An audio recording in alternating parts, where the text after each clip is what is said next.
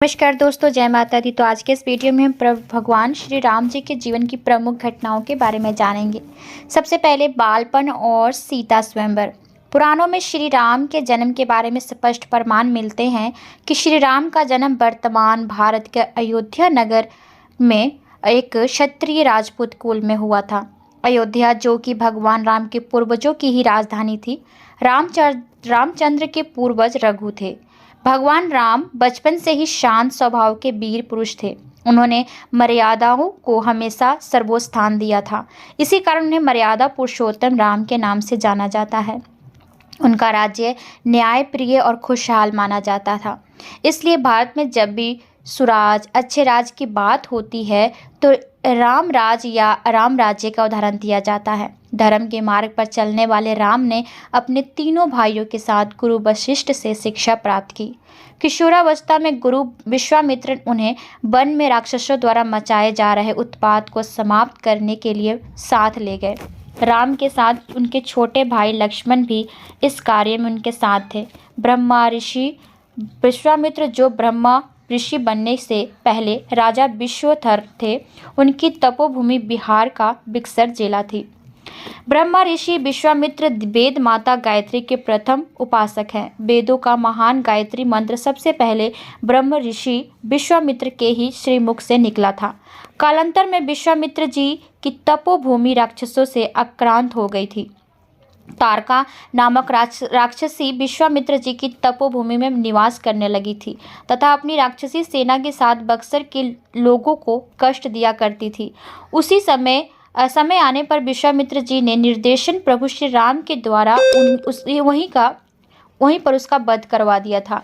राम ने उस समय तारका नामक राक्षसी को मारा तथा मारीच को पलायन के लिए मजबूर किया। इस दौरान ही गुरु विश्वामित्र उन्हें ले गए।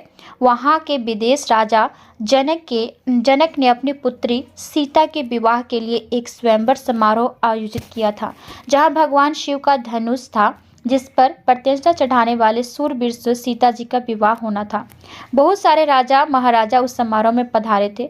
जब बहुत सारे राजा प्रयत्न करने के बाद भी धनुष पर प्रत्यंचा चढ़ाने में असफल रहे, तब विश्वामित्र जी की आज्ञा पाकर श्री राम ने धनुष पर प्रत्यंचा चढ़ाने का प्रयत्न किया।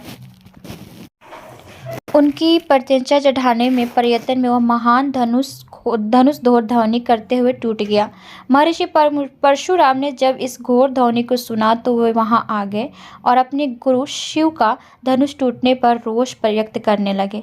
लक्ष्मण जी उग्र स्वभाव के थे। उनका विवाद परशुराम जी से हुआ। वाल्मीकि रामायण में ऐसा प्रसंग नहीं मिलता है। तब श्री राम ने उनके बीच बचाव किया। इस प्रकार सीता जी का विवाह राम जी से हुआ और परशुराम सहित समस्त लोगों ने आशीर्वाद दिया। अयोध्या में राम सीता सुख पूर्वक रहने लगे। लोग राम को बहुत चाहते थे। उनकी मृदुल जन सेवा युक्त भावना और न्याय प्रियता के कारण उनकी विशेष लोकप्रियता थी। राजा दशरथ वानप्रस्थ की ओर अग्रसर हो रहे थे, अतः उन्होंने राज्यभार राम को सौंपने का सोचा। जनता में भी सुखद लहर दौड़ गई कि उनके प्रिय राजकुमार को राजा नियुक्त करने वाले हैं। उस समय राम ने अन्य दो भाई भरत और शत्रुघ्न अपने ननिहाल कैकेयी गए हुए थे। कैकेयी की दासी मंथरा ने कैकेयी को भरमाया कि राजा तुम्हारे साथ गलत कर रहे हैं। तुम राजा की प्रिय रानी हो तो तुम्हारी संतान को राजा बनना चाहिए, पर राजा दशरथ राम को राजा बनाना चाहते हैं। भगवान राम के बचपन की विस्तार पूर्वक विवरण स्वामी तुलसीदास की रामचरित के बालकांड से मिलती है। उसके बाद वनवास। श्री राम के पिता दशरथ ने उनकी सौतेली माता कैकेयी को उनकी किन्हीं दो इच्छाओं को पूरा करने का वचन दिया था। कैकेयी ने दासी मंथरा के बहकावे में आकर इन वरों के रूप में राजा दशरथ से अपने पुत्र भरत के लिए अयोध्या का राज सिंहासन और राम के लिए 14 वर्ष का वनवास मांगा। पिता के वचन की रक्षा के लिए राम जी ने खुशी से 14 वर्ष का वनवास स्वीकार किया। पत्नी सीता ने आदर्श पत्नी का उदाहरण देते हुए पति के साथ वन जाना उचित समझा। भाई लक्ष्मण ने भी राम जी के साथ 14 वर्ष वन में बिताए। भरत ने न्याय के लिए माता का आदेश ठुकराया और बड़े भाई राम के पास वन जाकर उनकी चरण पादुका ले आए। फिर इसे ही राजगद्दी पर रखकर राजकाज किया। फिर इसे ही राजगद्दी पर रखकर राजकाज किया। जब राम वनवासी थे तभी उनकी पत्नी सीता को रावण हरण करके ले गया। जंगल में राम को हनुमान जैसा मित्र और भक्त मिला, जिसने राम के सारे कार्य पूरे कराए। राम ने हनुमान, सुग्रीव आदि वानर जाति के महापुरुषों की सहायता से सीता माता को ढूंढा, समुद्र में पुल बनाकर लंका पहुंचे तथा रावण के साथ युद्ध किया। उसे मारकर सीता जी को वापस लेकर आए। राम के अयोध्या वापस लौटने पर भरत ने राज्य उनको सौंप दिया। राजा दशरथ के 3 रानियां थीं, कौशल्या, सुमित्रा और कैकेयी। भगवान राम कौशल्या के पुत्र थे। सुमित्रा के 2 पुत्र लक्ष्मण और शत्रुघ्न थे और कैकेयी के पुत्र भरत थे।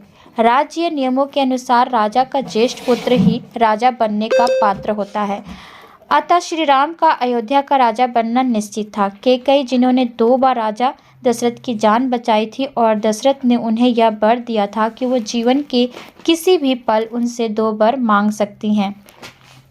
राम को राजा बनते हुए और भविष्य को देखते हुए कैकेयी चाहती थी कि उनका पुत्र भरत ही अयोध्या का राजा बने।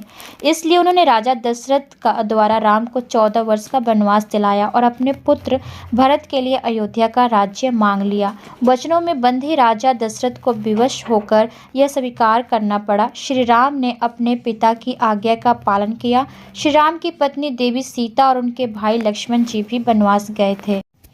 तो उम्मीद करती हूँ कि आज की वीडियो आप सबको पसंद आई होगी। तो चलिए आपसे मिलते हैं अगली वीडियो में, तब तक के लिए आज्ञा दीजिए। धन्यवाद।